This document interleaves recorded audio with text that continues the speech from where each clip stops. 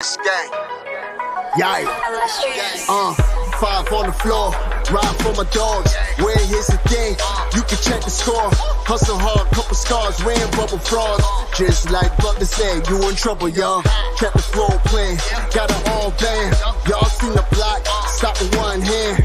And Pat we trust. It's power have the guts. We're here to bring the heat. Y'all can hang it up. Welcome to 5 on the Floor, a daily insider show on the Miami Heat and the NBA, featuring Ethan Skolnick, Greg Sylvander, and Alex Toledo, plus others from the 5 Reasons Sports Network. Welcome back to another episode of 5 on the Floor Live. I am your host, Greg Sylvander. With me is Sean Rochester. You can find him on Twitter at SRochesterNBA. We are going to take you through what was a pretty thrilling outcome for Miami Heat fans. They secure the 8th seed. Playoff basketball is going to happen in Miami. They will play the Milwaukee Bucks on Sunday. They get a huge victory, gigantic performances from Max Strus and others. 102-91, they beat the Chicago Bulls. So the floor plan is we will dissect that. But before we do, want to tell you about one of the great sponsors of our post-game editions of 5 on the Floor Live in particular, and that's Aggressive Insurance. That's insurance by Lynette. She's usually in the comments, a loyal listener, but also a great sponsor of the network. Lynette has an insurance broker agency that's been servicing South Florida for over 15 years. Auto, homeowners, condo insurance, life insurance, retirement programs. Aggressive Insurance, 954-581-8800. She represents all the leading insurance carriers down there. So if you have a bad driving record, no problem. No driver will be refused. Free phone quotes, insurancebylynette.com. Check her out on Instagram, Facebook, Twitter. She's in the comments now, probably also. 954-581-8800. Aggressive Insurance, 954-581-8800. Damn, Sean. So they showed up. Max Strus in resounding fashion was 7 of 12 from 3, 31 points. Jimmy Butler, 31 points in 42 minutes. They played only 8. Looks like Kyle got hurt. Big takeaways from you. I'm interested. We watched together, but that in that environment, there's so many of us, you can't really get a word in edgewise. So interested for you, what your takeaways are of that game in particular, and how they bounced back against compared to what we saw against Atlanta. Yeah, I mean, if you're comparing it back to Atlanta, they're rebounding. How poor it was on Tuesday. And then to have Bam come out and get 17 rebounds, to only allow the Bulls to get a 12%, almost 13% offensive rebound rate. So they shored that up. And you guys talked about, the Bulls are not the offensive rebounding team of the Hawks. They're a poor team in that aspect, but we took care of business there. Obviously, the topic is going to be Strus, 31 points, Jimmy, 31 points. Strus is shooting from behind the arc, team best plus 27 also. I know eventually we'll get into the Tyler and Bam stuff, but I mean, at the end of the day, they got to win. And they got to win by 11 points, which it didn't look like at times in the fourth quarter that they were even going to get a win, period. So to win by 12 points, a 35-23 fourth quarter is pretty astonishing. And, hey, you just got to try to carry this forward into a very difficult matchup against the Bucks. Yeah, I mean, listen, for them to flip the script rebounding-wise in this game, I think is huge. It shows a different disposition that they arrived in terms of just being competitive. For Bam to have that type of game and to gobble up them kind of rebounds against a player that, Vooch averaged 13 rebounds a game against Miami throughout the regular season. So for him to have 9 boards tonight and Bam to, really play outplay him without having to score a ton. And we'll get into the Tyler Bam not scoring thing a little bit later. I thought that was good to see. I'm worried about the point guard position with Bam or with Gabe, kind of still looking shaky, and Kyle as well. I think that Jimmy, he put his imprint on the series late, or in this game late. He wasn't going to let them not get into the playoffs. Is there anything from this game? Because to me, I felt like as long as Levine didn't go off they had a chance to get through this game. Levine didn't go off. He was really inefficient. So I'm kind of almost wanting to make this more about a Milwaukee show in our next segment. But final thoughts from you on the other guys that we didn't talk about to open the show against Chicago specifically. I'm interested in who jumped out at you and what you think may translate. Yeah, I mean, I don't know what you want to say about Tyler. I mean, you look at his stat line in the box score, 12, 8, and 7. So he had you can call it a complete game, right? I mean, that's good numbers. But the efficiency shooting, 5 of 12, 0 of 5 from behind the arc. Ugh. His defense was very porous. There was a lot of very late closeouts. And it's hard when you're watching it live to really break down where the mistakes happened. But when it's going to commercial break and you saw those Kobe White, rising up from behind the arc, who is the guy late on closeout, it seemed to be always Tyler. And I'm not going to get down. I don't think you're going to get down with just like pointing fingers at him or pointing fingers at Bam. No. But the shooting of both of them, 5 of 12 for Tyler, 1 of 9 for Bam, even though both of them in the box score 12, 8, and 7 or 8, 17, and 4 looks okay. It's just not what you want out of your secondary stars, and you can't count on Max Strus to get 31 every night. Yeah. I just don't feel like that's good. No, props to Max Strus, obviously, but you can't count on that every night. And, with the Kyle injury, there's just a lot of factors, and you're going to need those guys to be at their peak to be arguably the best team in the NBA.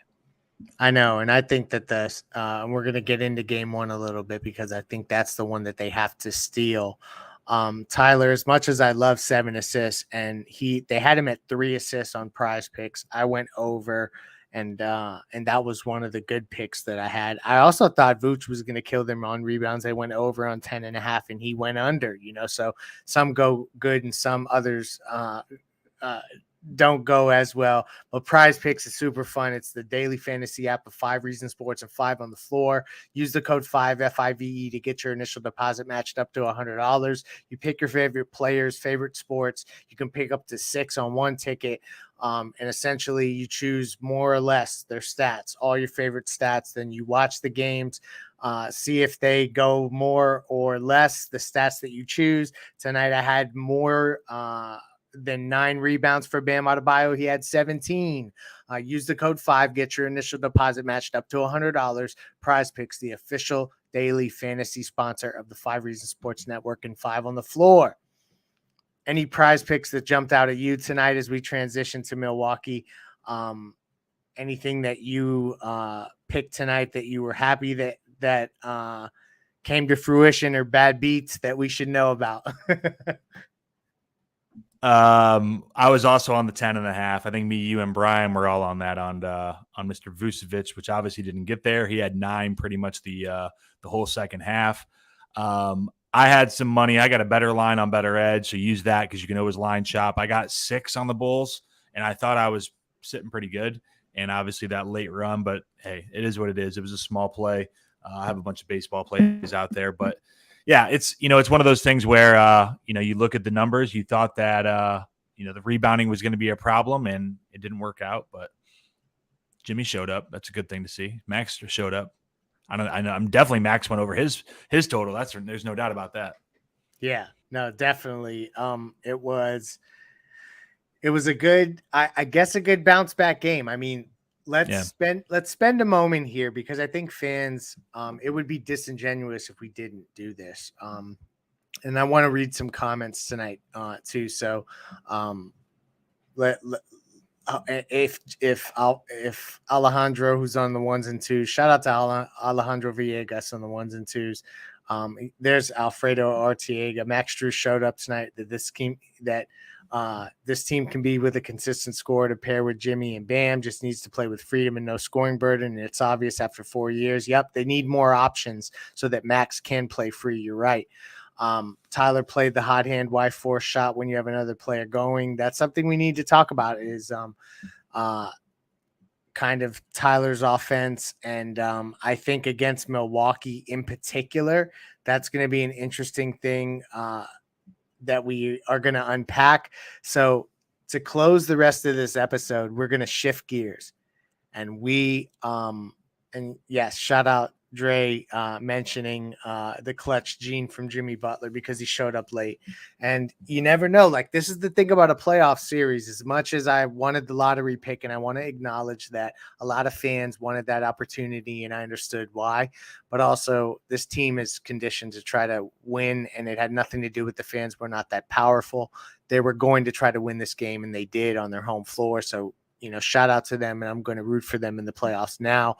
But we need to talk about how the hell are they going to match up and play well and win against the Milwaukee Bucks. And so the ODM performance solution, Sean, that's what we need, because team building is hard. ODM PSI, they have been helping you find C-suite level staff, management staff, also in the banking industry. They have really great connections to get you connected with people so that you can find employment. You want to reach out to ODM PSI. They also can help you find sales jobs, teaching jobs, management, operational support, odmpsi.com, or give them a call, 954-434-0634. They can help you. That's the whole goal here. Reach out to them. They can help you get connected to the right people. You just need to get in touch with them. That's 954-434-0634. That's finding C-suite level leadership, sales rainmakers, management, operational support, ODM PSI. And the ODM PSI solution for me against Milwaukee is we need the drop killers to be drop killers, Sean. And we are now going to find out. And yes, you can see the website there. Thank you, Alejandro, for showing you the very professional odmpsi.com. The drop killers have to be drop killers, right? So this is a Tyler Hero series. If Tyler Hero and Bam are not taking advantage, and Jimmy too, but I guess we all we think Jimmy's going to do what Jimmy does. But Tyler and Bam, in theory, with the way that Milwaukee plays defense, should have shots that are in their comfort zone. Yay or nay?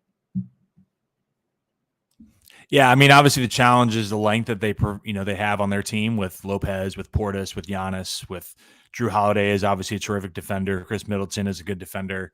Pat Connaughton, Joe Ingles, even though at his age, I mean, they're just a good team. They're probably, in my opinion, they're the best team in the NBA.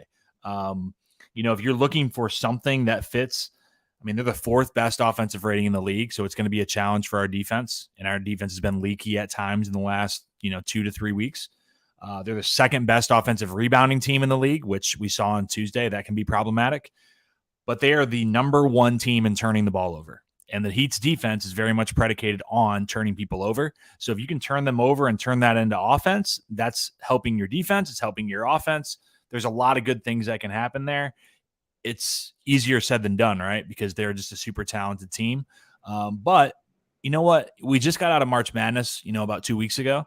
No one in the world thinks we're going to beat this team, right? We have no chance. No one's picking us. It's not like the BS where you're like, oh, we're an underdog. You're trying to hype yourself up. This is fact. No one believes in you.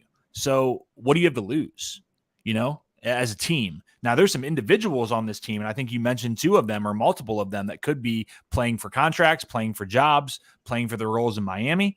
That's a different discussion. But I think as a team collectively, you come back together tomorrow, you get ready for a game on Sunday, short turnaround, that's going to be tough. But I like empty the clip, man. Go after it. I like it. For me, I think that this is a series that Max and Caleb in particular can have really big series. We need Tyler, Bam, and Jimmy. Like, that goes without saying. But if you're talking about the other guys that I think have an opportunity here, it's Max and Caleb to me.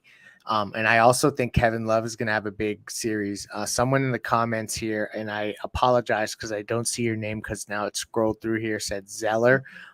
may get minutes. I think that you could see that in certain situations. We did get a $4.99 donation here from Jason, so I want to definitely read this. It says, it'll be coaching malpractice if Spo goes into the Buck series with this same starting lineup. Max or Jimmy on Giannis. That is an interesting thing. So, Sean, do you think that they're going to size up with Kevin Love due to the fact that Lopez and Giannis are in the front court, or you think that they're going to just roll with Max and keep this as it is? So this would be my pushback. I think he makes a great point about the size, right? We don't have the size to match up with them. Like, who are you going to put out there? Kevin Love? You're going to put out Omer? You're going to put out Zeller? Come on. I mean, it just doesn't exist. So to try to match them at what they are, which is a very good team with size, you can't match their size. So you have to try to beat them in a different way. And I think that's going to be by playing small, by pulling it out. And I know people aren't going to like that.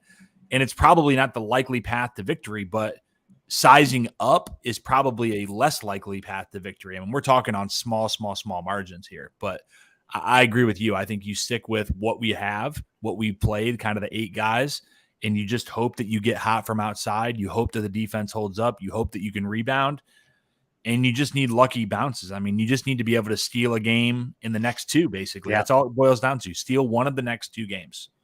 And I love the idea of stealing game 1. There's 9 players in this Heat Bucks series that have been that were on the Heat when they beat the Bucks in the bubble. 6 of those are still in the Heat, and then Dragic, Crowder, and Leonard are on the Bucks. That's per Ethan on off the floor. I think that's funny, just that how there's going to be familiar faces. Goran's going to want to beat the hell out of us, but that'll be fun.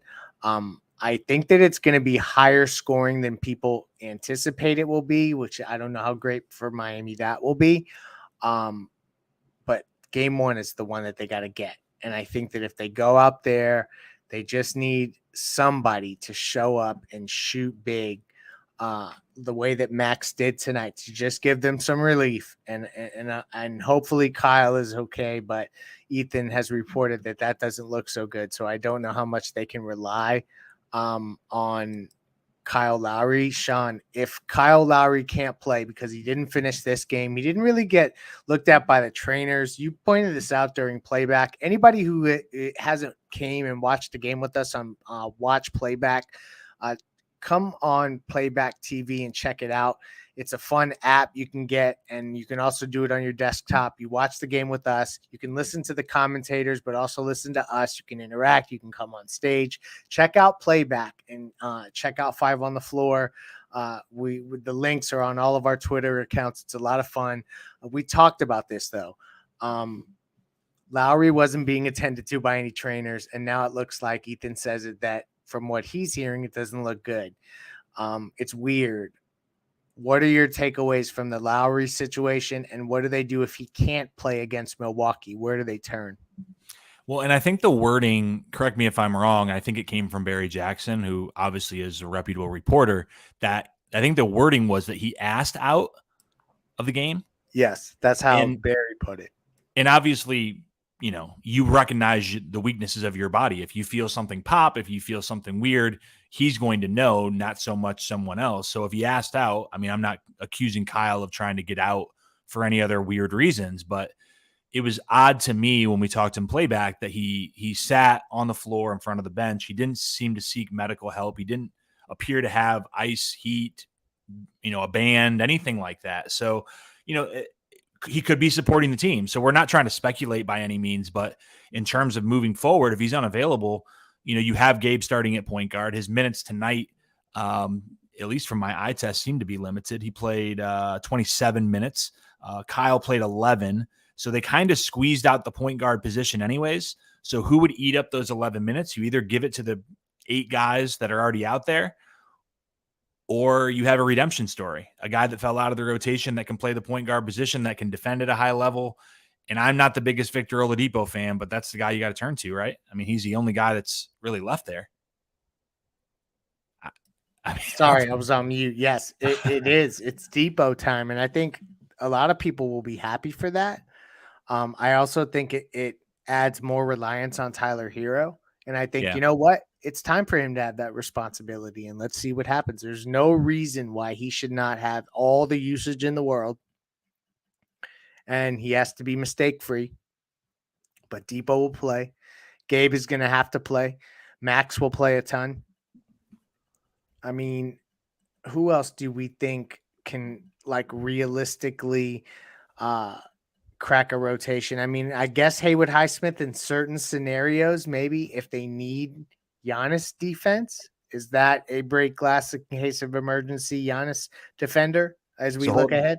Hold that thought for a second. Remember, we're doing this live. Shout out to our guy, Adrian, that's always in the chat, that was with us on playback. He alerted me to Barry Jackson tweeted 1 minute ago.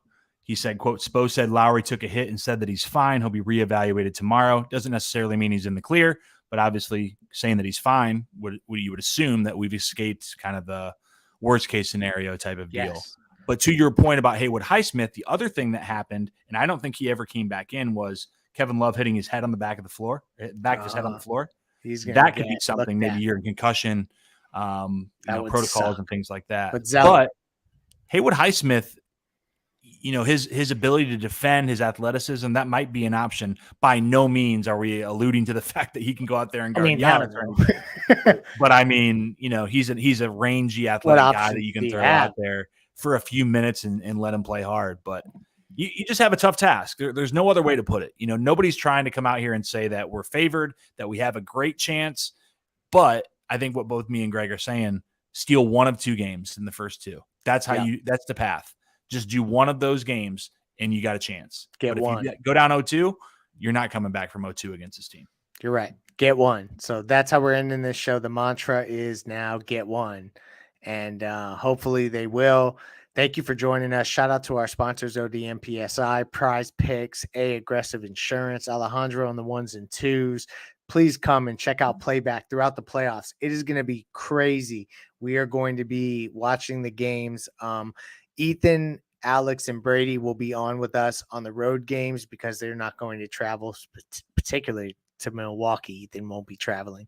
But the home games, when they're covering, it'll be Sean, Brian, myself, a cast of other characters that you'll know there, Mateo Mayorga, Eternal, as we call him on Twitter. Come check us out. And we invite the YouTube crowd to watch with us as well, because you can comment, come up on stage, you can get off your hot takes. So, it's a lot of fun. Come check that out. But thank you to our sponsors, and thank you for joining this program. Any final thoughts from anybody else? Oh, this is an important one. Thank you, Sean, for detailing this. We will have you covered. 5:30 p.m. Sunday is game 1 against Milwaukee. So look for a pregame show about an hour before tip, and we'll have you covered playback and post game. 5 on the floor. Let's go Heat. And we are part of the 2023 NBA playoffs. Good night.